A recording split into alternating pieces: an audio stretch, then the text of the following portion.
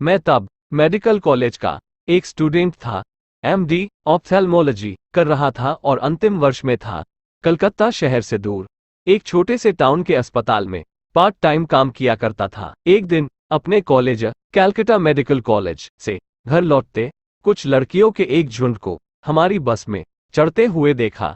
उनमें से एक लड़की बेहद खूबसूरत थी। साधारण सलवार कुर्ते में सजी, एक कंधे पर बैग टांगी और दूसरे हाथ में मोटी दिल वाली कुछ पुस्तकें लेकर जैसे ही उसने अपना पहला कदम बस के पायदान पर रखा था, उसे देखते ही मानो मैंने अपना होश खो दिया। थोड़ी देर बाद मेरी बगल वाली सीट खाली हुई तो उसकी एक सहेली ने उससे कहा, मानसी तू वहां बैठ जा। मानसी, मानसी, ये नाम सुनते ही जैसे मेरे दिल में वीणा की मधुर ध्वनि बज उठी थी। वो उस दिन बड़ी शालीनता से बीच में दूरी बनाकर मेरी पास वाली सीट पर बैठी थी, ऐसे कि जरा भी उसका स्पर्श न लगे। कुछ देर बाद उसकी सहेली ने उससे कुछ कहा, परंतु उसे मैं न सुन पाया, क्योंकि मैं तो मानसी में ही खोया हुआ था और वह खिलखिलाकर हंस पड़ी थी। उसकी हंसी उससे भी कहीं ज्यादा मधुर लगी थी। मुझे ऐसा लगा कि जैसे जलतरंग की मधुर आवाज सी हो। उस दिन रात भर मुझे नींद नहीं आई। मेरा मानस पूरे समय मानसी में ही खोया रहा। सुबह 2 घंटे के लिए सो गया था।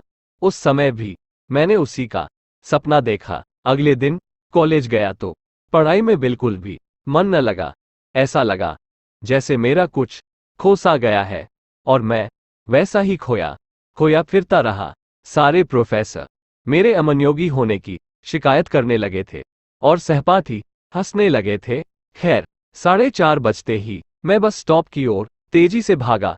एक आखिरी क्लास थी, पर मुझे उसे बंक मारने में जरा भी मुश्किल न हुई। मुझे कल वाली मिनी बस पकड़नी थी जिसमें मानसी मुझे मिली थी।